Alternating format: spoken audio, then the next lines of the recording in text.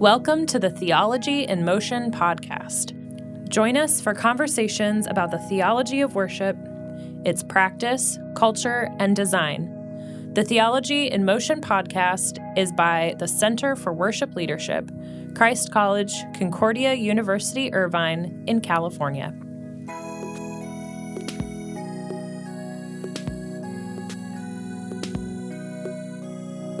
Welcome to Theology in Motion. My name is Steve Zank, and on behalf of the Center for Worship Leadership, we're glad that you are here. Today's episode is a Part 2 episode with Drs. Lester, Ruth, and Swee Lim regarding their new book, A History of Contemporary Praise and Worship, Understanding the Ideas That Reshaped the Protestant Church. I'd like to invite you to go back, listen to Part 1 if you like, or stay here and start with Part 2. I think it'll work out that way as well. I hope you enjoy this conversation with Lester and Swee as much as I did. Thanks for joining us. Enjoy. Hey, welcome to Theology in Motion. My name is Steve Zank. On behalf of the Center for Worship Leadership, we're glad that you are here. Today, we continue our two-part conversation with our distinguished guests, Drs. Lester Ruth and Swee Lim. Lester Ruth is a historian of Christian worship. He works as a research professor of Christian worship at Duke Divinity School. Before arriving at Duke in 2011, he taught at Robert E. Weber Institute for Worship Studies, Asbury Theological Seminary, and Yale Divinity School. Dr. Swee Lim is a Deer Park Associate Professor of Sacred Music at Emmanuel College in Toronto and the director of the Master of Sacred Music program. Before joining Emmanuel in 2012, Swee served as an assistant professor of church music at Baylor University and lecturer of worship, liturgy, and music at Trinity Theological College in Singapore. Together, these two have researched the history of contemporary praise and worship, a term which we'll probably again clarify here at the beginning of our podcast today. Their latest book is right here, A History of Contemporary Praise and Worship, Understanding the Ideas That Reshaped the Protestant Church. It's what Baker calls a landmark volume, but Baker's the publisher. So, but I tell you what, they're biased, but this book is getting a lot of positive press. It's a fantastic book. It's a very important book. And so excited to talk about the second half of it here today with these gentlemen. So, hey, guys, it's a joy to be with you again today. Thank you for taking the time to join us here. Thank you. Our pleasure. Glad to be here. Let's just start off this one, just for the listener, for a quick recap. When we're talking about a history of contemporary praise and worship, what are we getting at? Well, it's a fusion of the two main terms that, it's a fusion of the two main terms that the two large groups pursuing this new way of worship use. So praise and worship tends to be the preferred term among some. Contemporary worship, particularly among evangelicals or mainline Christians, especially who are white and in North America, tend to use the term contemporary worship. And so in order to come up with a term that was all-embracing and all-inclusive, rather than coin a completely new word or phrase that had no relationship to what came previously, we just fused the two together. Yeah. And there's actually a really subtle thing in there. You'll notice that whenever we use it as a technical term, we put an ampersand rather than the word and between the words praise and worship. And that's just a little subtle clue that praise and worship in that respect needs to be held together. So we talked a long time about this, about what to call it, and that's we just decided to use it together. It's a great term. It's technical. So join us if you're hopping onto this conversation right now. Just know there's a part 1 if you're interested in hearing more about the first stream that we identified in this history, which is around the biblical interpretation of Psalm 22:3, and the idea in that discussion is that God comes and inhabits the praises of his people, the importance of music in that tradition, and a way of understanding what worship is and how God in that tradition is made manifest through the worshiping of the people, and how that movement now impacts our worship today. But today now, in this conversation, we're focusing on the second part of this history, which is going to be about bridging the gap culturally And let's kind of maybe identify that. If the problem in the first conversation we identified as an absence of perceived absence of God in worship, what is the perceived problem now in this second history? Mihal? No, Lester, over to you. Okay. If the problem with the first group is the perceived absence of God, the problem in the second group is their fear of the absence of people. Mm-hmm. Either base level, people just coming to worship services, and at a more fundamental level, the inclusion of new people into the Christian faith. So that's where the gap is. The gaps between some inherited form of worship and the perception of where people are right now. And the idea that there's a gap or discrepancy, or the two are not in sync, and in fact that the worship can be off-putting to people that you want to reach. Now, let me jump in a little bit quickly here. We think that this is possibly a Protestant field, that there's a gap missing, that the people are not in church.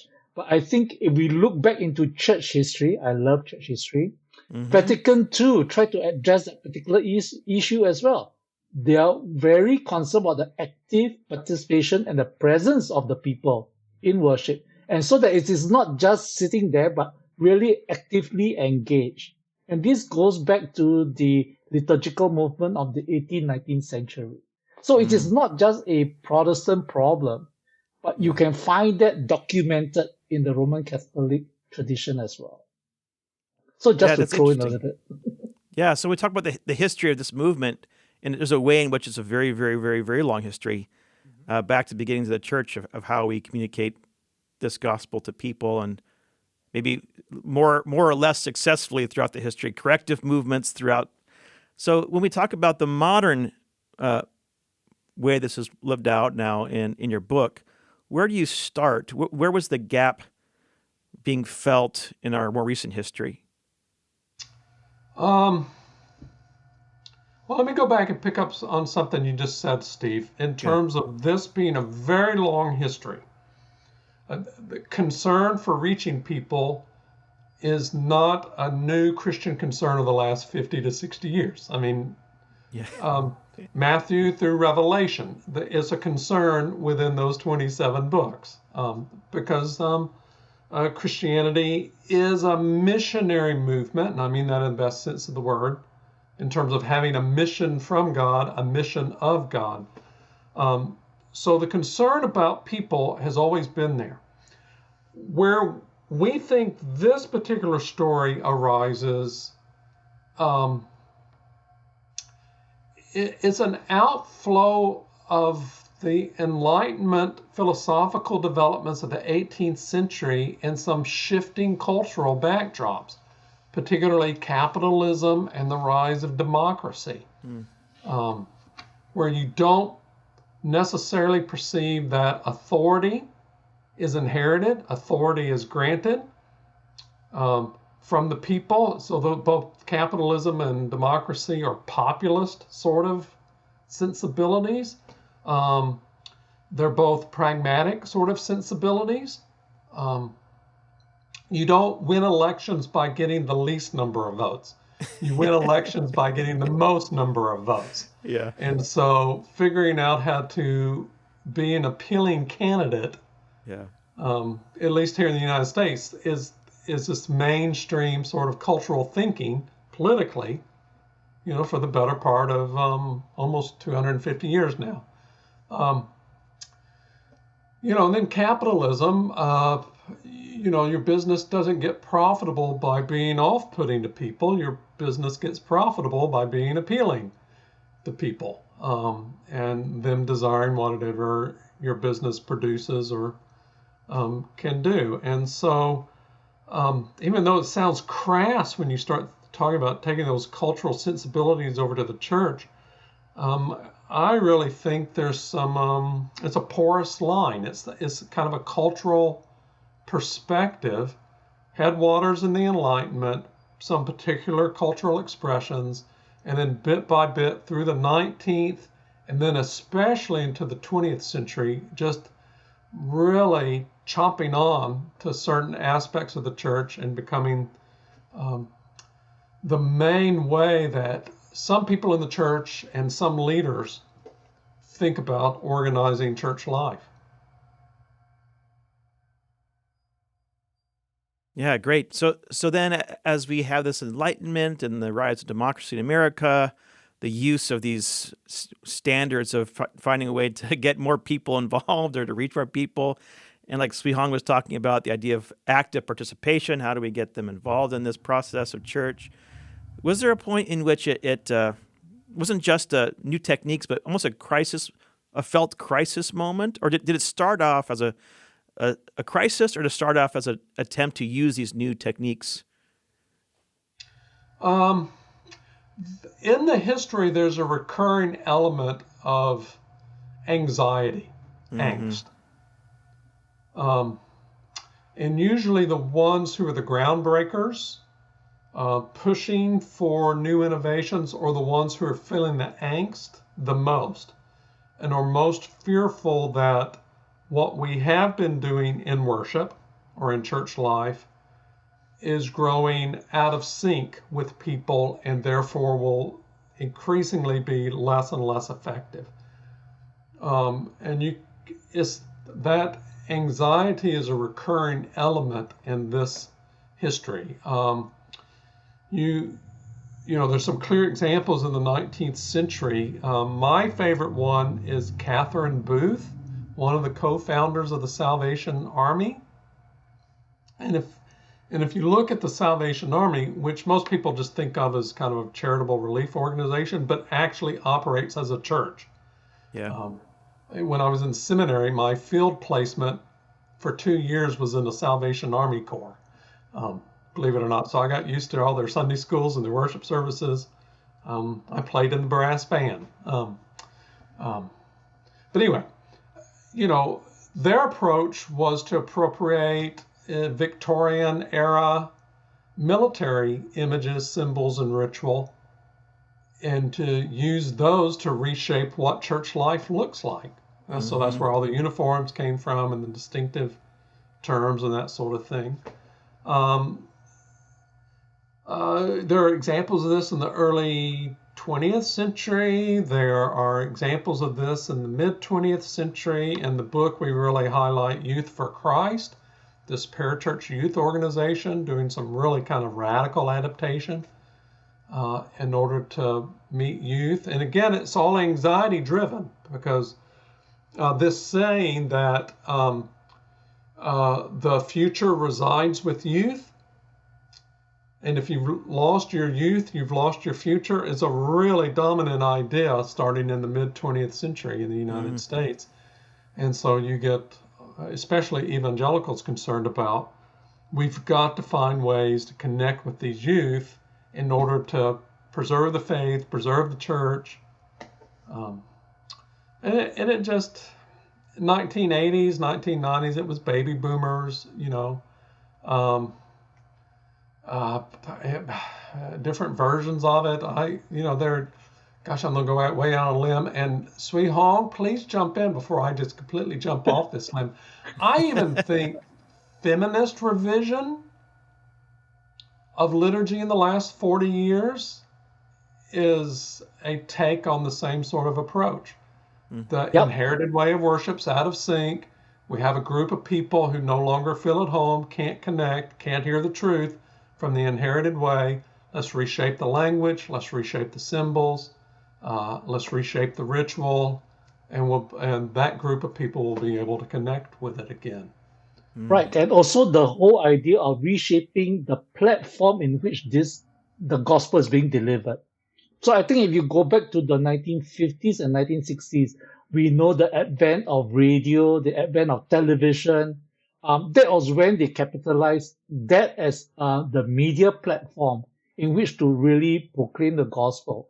So you actually have gospel messages mimicking TV shows or mimicking radio shows, so that whenever the youth, because that's who they're targeting, when the youth tune into the radio or when they watch the television, they actually will be fed with good stuff rather than the decadent stuff. So there's, again, all this actually means that they were innovating ways of trying to reach out to the young people because, like Lester pointed out, the young people were so-called the generation that they must have in order to preserve Christian tradition. So it was a kind of a strong gamble that they did. They really wanted to capitalize whatever avenues are possible, so long as the gospel message remains the same. I want to come back to this. Is an important conversation about the generations and the marketing research. Can we go back one level? I think it'd be helpful to talk about the biblical theology of this and where it comes from. That's one of the very strong point in your book, is you take these movements and point out the way that the people that were pushing them forward were driven by a certain theological understanding or biblical passage. What would you say is the behind this movement from the Bible? What theology is driving this movement? I think there are about 2 or 3 elements that are critical. One is a general one from the New Testament, well, for that matter, from the Old Testament too, which is God calls God's people to a mission. You know, that when people are saved, redeemed, and reconciled with God and become part of the church, there's the missio Dei, there's the mission of God that they're called to participate in. The folks who normally advocate this in terms of worship usually articulate that very evangelistically. It's the proclamation and the carrying of the gospel to new people, calling them to faith and incorporating them in the church. So there's not a particular verse as much, but a kind of a general sensibility that you see in all of the apostolic writings. The other thing that they point out is that unlike the Old Testament, which at certain points in the Pentateuch gives excruciating detail about how to organize the worship space and the particular procedures and what the ministers should wear, when you get all that detail in the Old Testament, but you get a relative silence in the New Testament, right, which they interpret as freedom and liberty. If I can use a Lutheran term, much of everything's adiaphora. Okay, it's just, if it's useful, okay, but there's great freedom.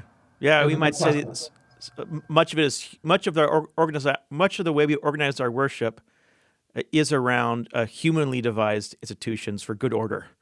Yep. Some of it we would say is divinely instituted, especially our opinion about word and sacrament. But a lot of the stuff around that service order is stuff that humans at some point in our history developed. Yeah, see, and even the more radical proponents would even question the sacrament part of word and sacrament as divinely instituted. Going back to the Salvation Army, for instance, Catherine Booth is quite clear, drawing upon a relatively overlooked passage in Paul in 1 Corinthians, that he was sent here to preach the gospel, not to baptize. So the Salvation Army says their origins have spiritualized all New Testament references to baptism and communion. And there's some Quaker influence there, but that's a different history. So you've got the general apostolic impulse to evangelize. You have the relative absence of details of worship in the New Testament, which that translates as freedom. And then, kind of icing on the cake, or the bow that wraps it all up, there's usually a reference to a verse. 1 Corinthians 9:22, in which Paul says that he is willing to become all things to all people so that he might win them. And it's part of a discussion about his own apostolic willingness to adapt in order to reach both Jews and Greeks. And so Paul becomes the great kind of exemplar of radical adaptability in order to do what you need to do to get the gospel heard by the greatest number of people. Mm-hmm. So let me ask you, Swee Hong, as we get into this methodology, what are some of the distinct practices you see certain people picking up to try to bridge this cultural gap? As I've said on earlier on, they were looking into radio broadcasts and television show. So what you see is that everything is scripted. It is not by the seat of your pants, right? It's not spontaneous, but it is guided. It is scripted.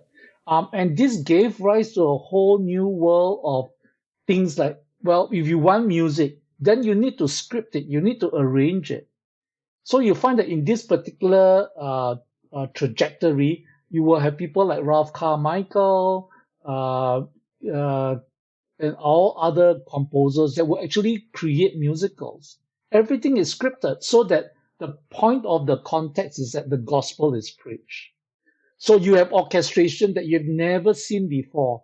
I mean, if we were to say that the gift people were very captivated by spontaneous music making or just a guitar or just a piano, if you turn over to the gap people, they are very strategic in what they're wanting to do. So you find that musicals would be the in thing in the 1960s, 1970s, almost, and then churches would just get into it. I mean, that's how continental singers were organized. That's how choirs were organized. There were musical out there. John W. Peterson, which is very well known in the church music world, well, I would consider him one of the gap people because he would write Miracles of Christmas and things like that, and people would just get into it. Think of it as a Hollywood production, but done in a local church. That was the idea of how they made use of the musical ability of within the congregation or within the church to actually put up a production. So you see these mini productions all over North America, and because I come from Singapore, I see that too in Singapore. Every year, without fail, the churches that had the means will put up a Christmas musical. And it's not just for fun. It's actually meant to be an outreach to the people. Yeah. That's what we do. Yeah. Would there often be... Can I ask you... I'm sorry, Steve, I interrupted you. But no, I you go ahead and go first. Swee Hong. Hey, Swee Hong, these youth musicals of the 60s and 70s, can you name some of the songs that came out of those that people still might know and sing? Well, some musicals are like, for example, The Witness by... If I'm not wrong, it is by The Witness. Was it by Ken Floria or was it what's the name? Our favorite couple that lived up in California. For a moment the name slipped my mind. And then there are other musicals that I know that I would be familiar with, Come Alongside or something like that. But I think if you just Google Christian musicals, you have a list of where they are from. What I was trying to bait you, Swee Hong, to start singing "It Only Takes a Spark" to get a fire going. Oh, that's Kurt Kaiser. Which is one of the songs coming out of those musicals. Yeah, Kurt Kaiser. I mean, like even people like the Gators. When they had Something Beautiful, that's part of that particular trend that they had. How about your friends, Jimmy and Carol Owens? They write Freely You Have Received? Yeah, they did. They write Freely. That came out of one of the musicals, I think, didn't it? That's right, yeah. So a lot of the songs that somehow got into our hymnals came from this particular stream as well. Yeah. Just like Amy Grant also had some stuff that ended up in the hymnal as well. So we call those stuff traditional contemporary songs. So it's a mixed bag. Yeah. So at the end of these musicals, would there be an altar call or that kind of thing? Oh Or yeah, how? Yeah. there'll be an altar call. So it mimics a little bit of those frontier meetings where there'll be a evangelistic message and then there'll be altar call. Now think of Billy Graham. That's the kind of idea that we are talking about. The way that George Beverly Shea will put the songs together. There'll be a big combined choir. They would sing, they would narrate, and then at the end of the musical, there will be Billy Graham preaching the message and then issuing an altar call. Yeah. So that's the way that it would function in this particular river.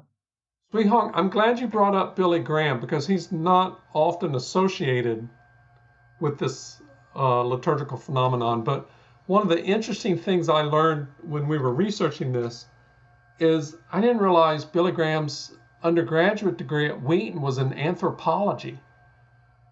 He learned how to read people and people groups and to figure out ways to reach them. And he's behind the scenes Oh yeah. in several of the groups advocating this innovative, radical liturgical change for youth.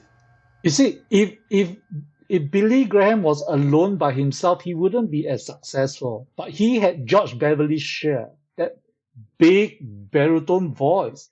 I mean, who can ever forget Just As I Am? He would sing it like many, many times. And that is a trigger in which bringing people coming forward. I mean, I was trained as an evangelistic counselor when Billy Graham came to Singapore, right?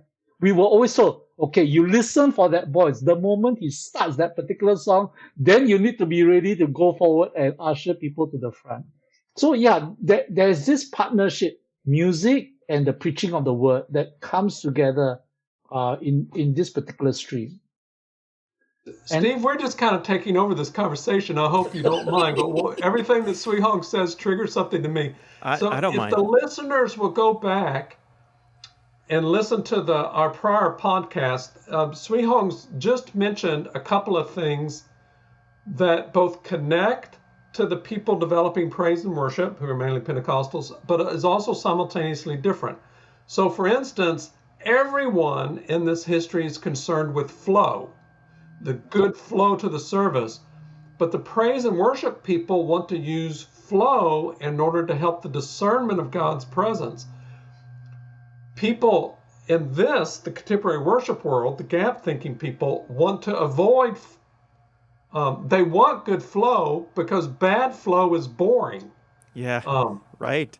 You know, who wants 20 seconds of dead time on the radio or when the commercial freezes up? It's dead time, lack of good flow is boring. Similarly, everyone involved in this history brings an instrumental approach to worship. That is, and it's a very Western sensibility. It's been around for 1,000 years. Worship does something. It accomplishes something. The praise and worship people just think the instrument is affecting God. If we praise, God will be moved to come and be present among us. The contemporary worship people also have an instrumental notion, but the hammer is hitting not God, but people. Mm-hmm. If we worship the right way and offer them something that's appealing to them, they will be moved by it. So it's very, very common sensibilities, but applied very differently. It is as if you had one group using a paintbrush in order to take a shower in the morning, and the other group using a paintbrush in order to eliminate weeds from your garden. You can do the same task with the paintbrush, but you put it to different ends. Yeah. Yeah, and that last thing you said, Lester, about the targeting in order to that different people groups that have an experience. That's, I think, a very interesting part of the conversation. In the book, you raise the awareness after World War II, the rise of generational thinking, and how there's now something called a youth culture. And can we speak about then that process of generational thinking and the need to meet the cultural needs of different groups and how that informed worship at this time? Well, thanks, Steve, because I think we found it a fascinating part of the story, too. Um, uh, it's interesting when you discover something about your own way of thinking. And Swee and I'm a little bit older, but we're about the same age. And all of us today tend to organize society in terms of generational people groups. And I even know I'm a baby boomer. I know who the millennials are and the Gen X. I know we just do it automatically now if you're in the United States. It was fascinating to see that wasn't always the case. That it's really a 20th century development. And in terms of a youth, it's really a post-World War II development in which there is this widespread consciousness that the people who are beyond childhood but are not yet in full adulthood, who are in this transitional period, the teenagers into the early 20s, they have their own kind of world. And after World War II, with the relative peace, the financial prosperity, increasingly sophisticated marketing techniques, so part of our worldview is shaped by the commercials and the advertisements that we see.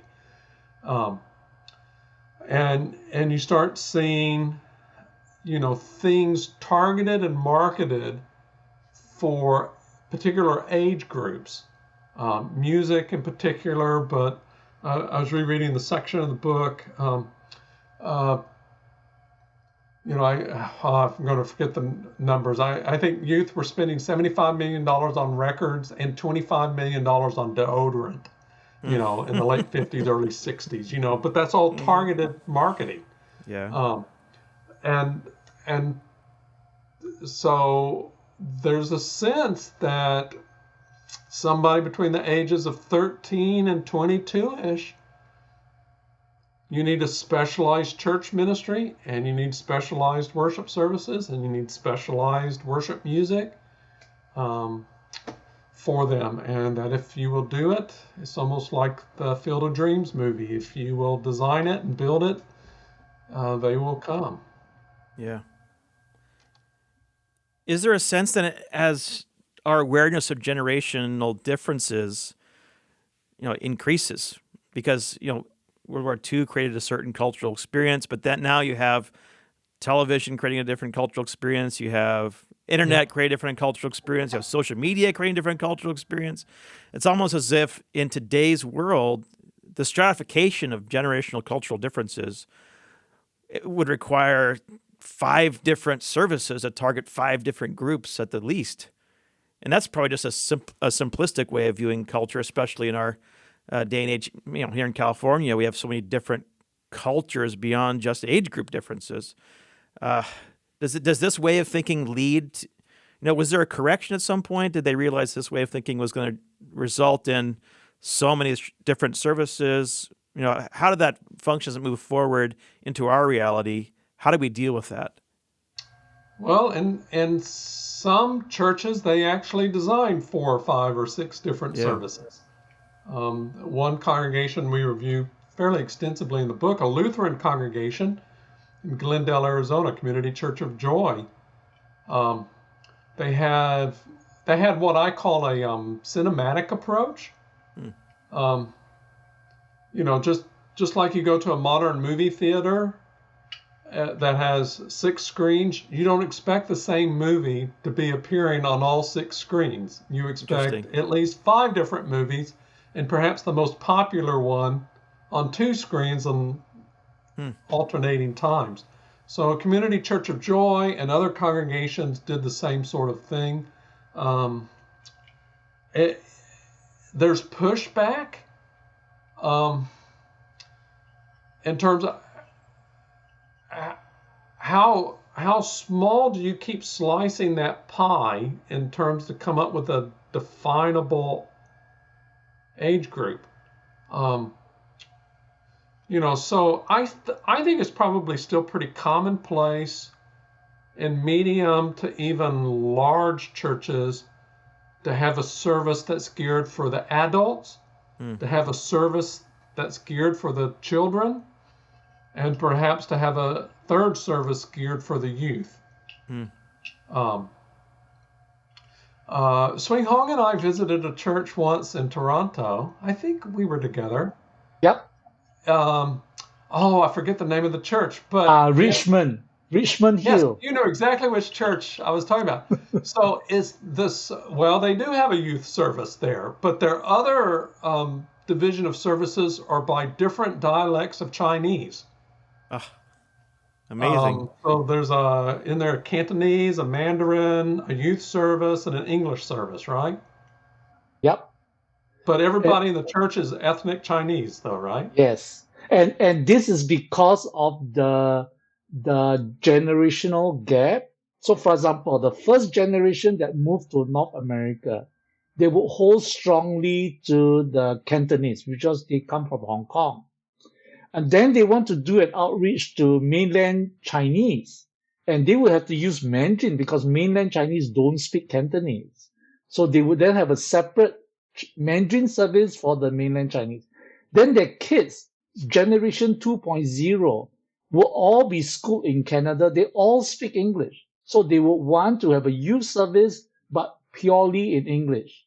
And they will be the group that will be singing hill songs, elevation, and all Bethel music. That would be that particular generation.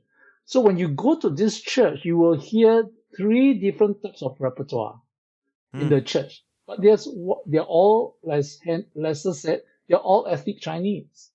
But they have a very different cultural sound for each group of people. Do they have an English service too? No, they don't do an English service. They only do it for the youth. The young Okay. adults and the youth would be in English. But when they all they try to have at least 3 or 4 combined services. That's when they will have to do multiple translation at the same time. It's quite complicated. It's like the United Nations. But to go back to your original question, Steve, about pushback, the problematic thing, both pastorally, scripturally, and theologically, is that the church is one. And we expect the church's unity to be able to be expressed in worship too. There's one Lord, one faith, one baptism. And so as soon as you bring the one baptism into it, all of a sudden you're talking about, well, the church's essential unity needs to be expressed liturgically. So there's a tension here. And so if you just start subdividing and you don't ever worry about the unity, I mean, not only do you eventually hit the boundaries of your own creativity and you come down to a fundamental problem is how can you actually express the theological unity of the church if all you're doing is subdividing a congregation? And what's interesting to me in the conversation is this method privileges large congregations. So you have the local small rural congregation that has resources for a single service.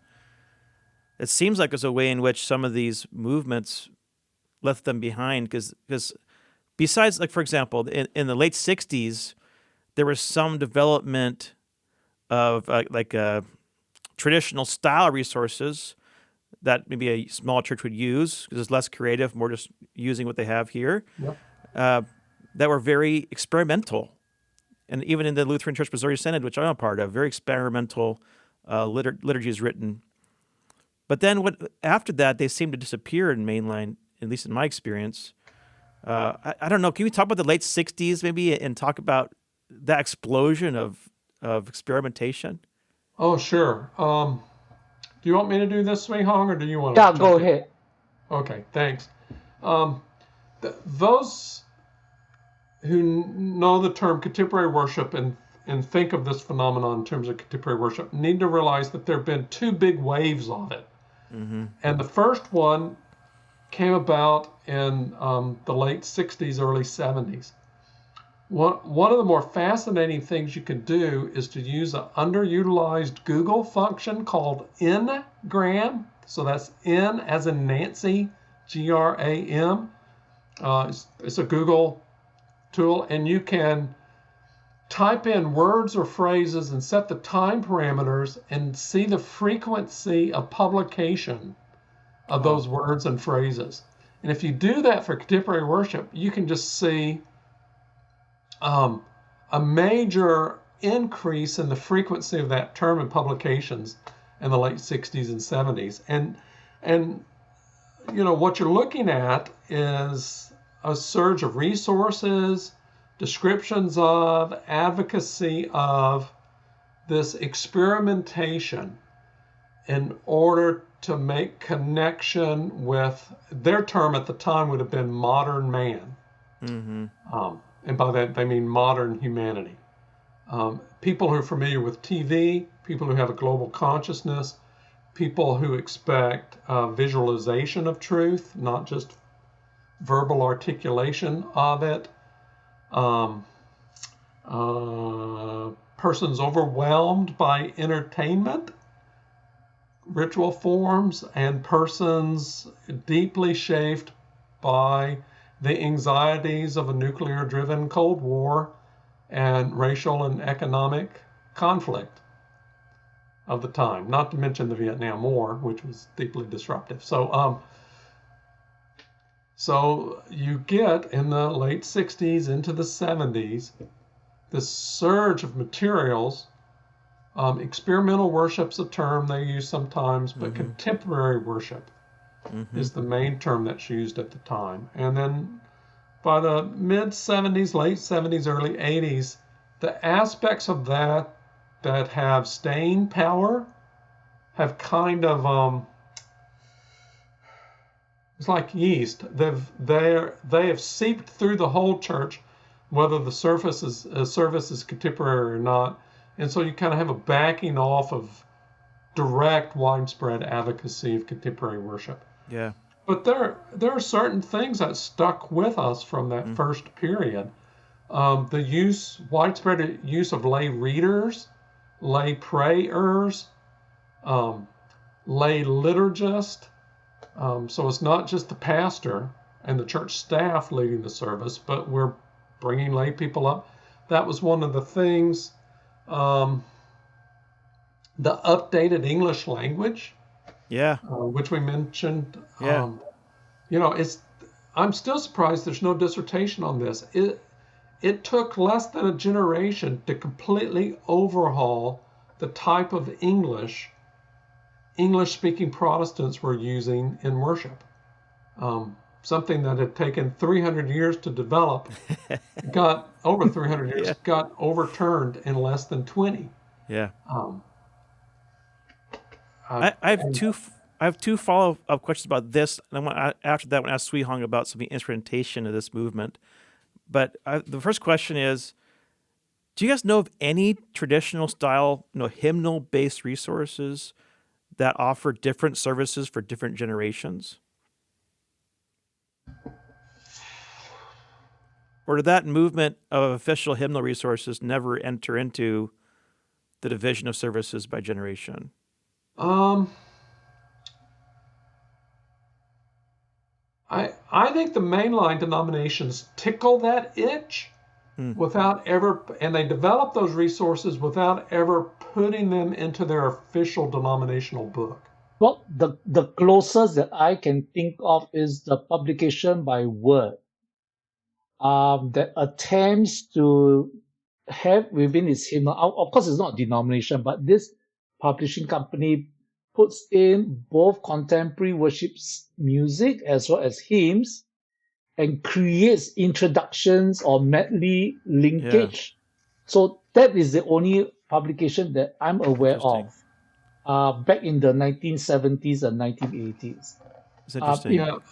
The United Methodist resources, for instance, our denominational agencies are creating these and publishing them and distributing them and encouraging their use, but they're never brought to our large legislative body for a vote to become official resources like the liturgies that you see in our hymnal and our book of worship.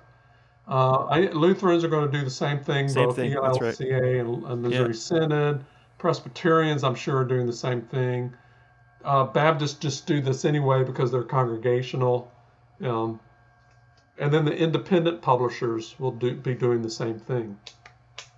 Another feature of this one I'll bring up it is when the English language used the these and the thous, we've kind of started to say it's archaic language. You need to update this language. And if it's my understanding that these and the thous used to, when they're written, communicate an informality. Is that right? Those words used to communicate a closeness. And what's ironic today, I think in many of today's churches, people perceive the these and the thous to produce a distance or an honoring. And so it's almost like there's a movement sometimes in my experience where they say, well, I want to maintain those these and thous because worship needs to be very majestic, and it helps me experience that.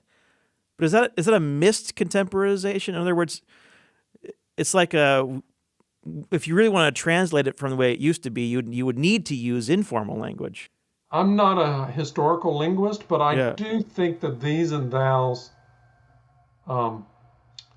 were an informal sort of approach. So, I mean, oh goodness, I'm deeply fearful some actual historical linguist is listening right now. So if I get this wrong, you can email me and I will issue a public retort. But English used to be more complicated in terms of the personal pronouns that we used for the second person personal pronoun, you. And so thee and thou were for addressing a single individual you, not a collective y'all. And if I'm remembering correctly, thee and thou were the forms that you used when you had a relationship with the person that you were talking to. Yeah. I think if I'm remembering correctly, and I may be wrong on this, if you were trying to address someone, just an individual that you didn't have a relationship with, I think you went to you as well as you use you for a group. Gosh, I hope that's right. If it's not... Well, it's a lot of caveats there. It's all right. It's just a curiosity of mine. But over time, English simplified so that you became the go-to term for everyone. And just at a popular level, it's interesting how different regions try to substitute in collective multi-person use. In Texas where I grew up, it was y'all. Or all y'all. Or all y'all, which is the really inclusive you. And then where my daughter now lives in Western Pennsylvania, it's yins for Ewans. And that's the collective you. I think it's spelled Y-I-N-Z. Amazing. Yins. So let's go back now to the instrumentation. That's one major change in this contemporary movement. Swee, what happened as we got into throughout the 20th century into the 21st century, into our experience today? What was the instrumentation like through this movement as it progressed? Well, the Gap people stuck mainly to piano and organ for the very long time. I think it's only in the late 80s, I think. That's when other instruments begin to creep into the church, like drum set, bass guitar, electric guitar, acoustic guitar. Particularly drum set was a no-no for many churches. But for me, I speak from Asia. We still associate the drum set with Elvis and with secular music, with hip twisting and gyrating, and we should not be having that instrument in the church. So I think we began with piano, organ, and then guitar, acoustic guitar, mind you, not electric, began to have its play. And subsequently, then you began to bring in possibly drum set. And some churches will avoid the drum set and say, well, we have a percussionist. And so they will play tambourine or shakers or things like that. I think that's where you begin to move. And what you will begin to see, I think earlier on you mentioned that contemporary worship used to have in different services. But churches that are smaller will actually carve out a time within the order and plonk in a segment of praise and worship or contemporary worship music making. And when that happens, then you find that this assembly of musicians will come up and basically anchor that particular set. And that's just to engage the people that are there who wants to sing this particular type of song. But their main purpose is not so much to experience the divine, but their experience was to engage the people on the ground. Yeah. So the focus is different, even though the songs are the same. I think I've heard a lot the phrase like to sing in your heart language. Is that something that's in this tradition? Yeah, that would be in this particular tradition. Yeah. And I'm a case in point, actually. I grew up in a church home, but I've got two older brothers, an older sister, who all came of age in the late 60s, early 70s. And so my house was just completely saturated in pop music and rock and roll of the 60s and 70s. So I could sing along with a Beatles song. I knew how it worked. I knew how it felt. I knew what the vibe and the rhythmic groove was, much more than I knew anything about hymnody. And so that was my heart music. In fact, it still tends to be. I'm attracted to music that has strong rhythm sections in the instrumentation. If there's a bass guitar, I'm completely at home because I know what to do with that. Learning to appreciate the organ, which I do, was like learning a second language to me. I can speak it, I can live in that world, but it will never be my first language. Yeah.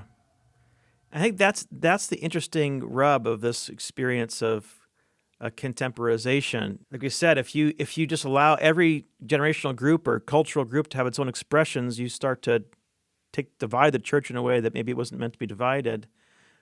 But are there resources out there that are trying to help different folks from different cultural experiences to have the same service together? Is that, I kind of experience it as a modern movement, maybe a return movement to challenge some of these hyper seeker focused models to say, how do we get everyone back in the same service? Is that the blended movement? I mean, what is that counter movement? Yeah, go ahead, Swee. I think right now in the music world, Kevin Tweed out in Nashville, Tennessee, has this particular what we call the retune movement, where he's seeking to recover Victorian hymn texts and setting it to new tunes. That's one particular approach that he's taken. Sandra McCracken has also done something similar with the Psalms. That's her latest album. So there are efforts by individual musicians and composers that are looking to say, can we put the different styles with ancient texts together? That's one way in which it might be able to work. Of course, with Kevin Tweed or Sandra McCracken, you're not going to have a heavy rock band sound like Hillsongs. I mean, that's not where they are. They are much more folk-based kind of approach. Wendell Kimbrell is another one that's taking this particular approach, more laid-back, folk-based music making in this way. There are retuning movements. I used to do that back in the 1993, 96, when I was working with S.T. Kimbrough in the Methodist Church to try to engage Charles Wesley with new settings, in which we try to have Charles Wesley being sung in different kind of cultural contexts. So there are movements. So I think one thing that we don't really talk about in our book is how, for churches, if they find difficulty in embracing the contemporary worship package, the alternative that they had was a global song package. So rather than singing something from North America backyard, they want to sing something outside of North America. So I think if you hold those two intentions, then you can see what they are trying to do in terms of having expression for their people that might somehow unify the people. So the one thing that unifies people is nobody knows the song. So everybody has to learn the song at the same time. So that's what they Yeah. grow it together, right? And that is the solution of global song, actually. Interesting. The listeners could also go and you can search easily and you can come up with two bodies of literature that are also trying to push back here. There's a body of literature on cross-generational worship. Right. So how do you get people of different ages? And then the whole body of literature on multicultural worship. Mm-hmm. But just the fact that you have two bodies of literature saying this is how you do this points to the fact that it's difficult to do, and many things lead us away from doing it. And to be quite frank, we live in a period of history where fracture and disunity are much easier to achieve than commonality and unity. Yeah. Well, we're getting short on time. You could tell from these conversations, these two conversations, if you heard them both, that there's so much more in this book to talk about. So I really recommend that if you find any part of this conversation engaging, to grab the book, to read it. There's so much important stuff in here. And you use the analogy of a river, that's just really throughout. It's very helpful. And you can see there's a lot of tributaries that we didn't go down today that are worthy. And so I really recommend that book to continue the conversation amongst your own teams, maybe your church or your pastoral staff. To close out our time then, I also want to ask you guys, is there anything important about this conversation that we haven't gotten to yet that we want to make sure we talk about before we stop talking about this topic? I guess for me, it's a reflection on both of the rivers. Yeah. And it's something that Swee and I learned from one of our common professors, James White, a renowned worship historian, and that he taught us to respect and appreciate every way of worship on its own terms. Mm-hmm. That internally, there's some sort of logic there. And so we worked really hard at trying to do that and to represent that fairly. And I think what that allows a reader, someone who might not be part of this history, to do is to actually ask and try to answer some important questions. In terms of the one river, it comes down to where and how do we expect to experience the presence of God in worship? That's a classic Christian question, liturgical question, and it's one that the praise and worship people help raise for us.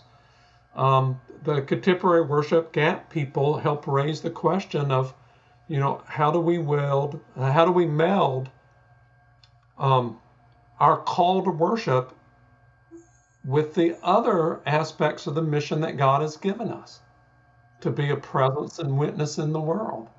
And you might want to come up with a different answer than what the contemporary worship people do, but at least they're useful in raising that question for us. Yes. So that we don't essentially turn worship into the private ritual of a privatized clique that's unconcerned with the world that Christ has died for. And I'll jump in a little bit and say the worship war is a misnomer. I think when you talk about worship war, you're actually pivoting two different aspects of the common worship that exists. Because as Lesser points out, right, the fundamental purpose of worship is to experience God. And just as an elephant being felt by blind people can be like a long trunk or a flat, rough wall, same thing with worship. And I think we need to have this conciliatory approach and an open approach. Be open-minded. And then when we read, then you can see where they are stemming from and look at the theological foundation that the people laid down for what they are expressing. And there's no right or wrong. I think that's an important thing to keep in mind. So worship war where one side must win, the other side must lose. No, we need to get away from that. That's past. I think we need to look at how can we synthesize so that God's people can truly engage in the worship of Almighty God. I think that's the most important thing. I've got one last thought. Again, triggered by something that Swee Hong said. In terms of the worship wars, I can remember when we were in the midst and the heaviest fighting of those wars, there were people, mainline people, who kept just hoping and wishing that if we fought hard enough, contemporary worship would go away, or that it's so shallow that it is going to go away over time. Right. They're wrong. Worship has changed and shifted. And so I think both Swee Hong and I would want the church and for individual leaders and worshipers in the church to use our book not only to learn about the past, but to be able to have an informed opinion about addressing the future. Yeah. These shifts are not going away. And if that's the case, we need to understand where they came from better so that we can be more faithful in the future. Yeah. And if an individual or a church body disagrees with something, they at least have the ability, capacity to know what it is that they disagree, why they disagree with it, and the sympathy to understand the people who they disagree with and where they're coming from. Yeah. And I think that's a very important part of this book, the sympathetic history. Well, gentlemen, thank you so much for this time to discuss this important research and the history. There's so much more we could have talked about. One of the things that maybe go find in one of your other podcast interviews with another interviewer, some of the amazing stories of the actual research you've done, contacting different authors, and look at the bibliography at the back, the extensive nature of that, the personal nature of those research opportunities. Anyway, thank you both for this time, and I really appreciate it. Have a good rest of your day. Thank you very much. Thank you so much, Steve. Thank you so much for joining us for this episode of Theology in Motion with Drs. Swee Hong Lim and Lester Ruth. If you're listening to this episode when it comes out, September 2022, and you're going to the Wally Summit in October in Chandler, Arizona, we'll look forward to seeing you there. Some of our episodes that are to come after this are going to be captured at the plenaries at the summit, so look forward to that. Thank you for joining us. We'll see you next time.